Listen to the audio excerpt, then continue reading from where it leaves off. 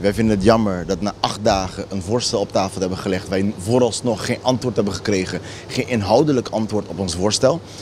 En dat daardoor wij door de partijraad zijn aangewezen om andere mogelijkheden te vinden om een regering te vormen. Het punt is, Bonaire zit nu met een demissionaire regering.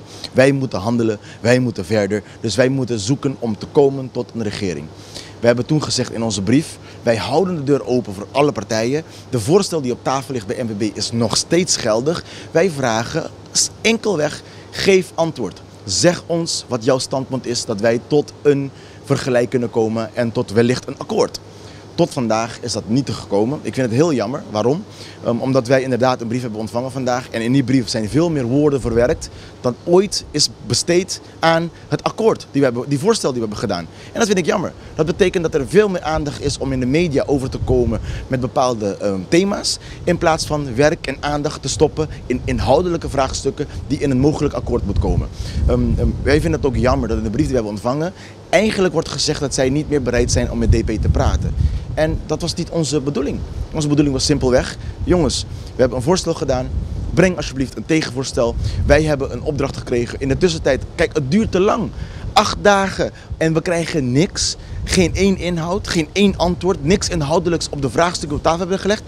Dat kan niet. We moeten verder. En we vinden het jammer dat in plaats van werk van te maken en met een voorstel te komen of met een counterproposition te komen, zo'n houding wordt genomen van ja, ik voel me een beetje op mijn tenen getrapt en ik ga maar in de hoek staan. Dat bevordert onze bevolking niet, dat bevordert onze overheid niet, dat bevordert zeker de vertegenwoordiging in de Eilandsraad. Hoe nu verder? Heel simpel. Wij hebben gisteren een brief uitgestuurd naar de IPB. Uitnodiging of zij wellicht willen praten. De politiek leider van IPB heeft ons gebeld. Heeft gezegd, nou laten wij oriëntatief gisteravond even zitten. We hebben gezeten gisteravond en we hebben het een en het ander heel oriëntatief gesproken. Wat gaan we doen? Zijn jullie bereid? Ze hebben aangegeven bereid zijn te praten. In dat uitnodiging hebben wij tegelijkertijd de vraagstuk die nu ook bij NVB op tafel zit uitgestuurd. Het is een vraagstuk over staatkundig bestuur op de lange termijn. En ook over referendum op de korte termijn. Het zijn fundamentele vraagstukken die wij weten dat het leeft in de samenleving. Het zijn vraagstukken die mogelijk zullen leiden tot een frictie in welke regering die er ook zal zijn. Dus het is goed om meteen juist de zure appels aan te pakken. Juist meteen de moeilijke vraagstukken aan te pakken. Want als we daar overeenstemming over kunnen krijgen, wellicht wordt het makkelijker om op andere punten ook overeenstemming te krijgen. Dus dat staat op tafel. We hebben afgesproken om vandaag om 2:15 weer bijeen te komen en dan inhoudelijk op de vraagstukken te gaan.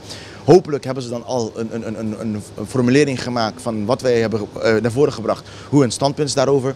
Vanochtend hebben we intern beraad gehad hoe wij dat gaan aanpakken. En ja, na vandaag 2 uur, hopelijk vanavond, zullen wij meer inhoud hebben of dit kans van slagen heeft of niet.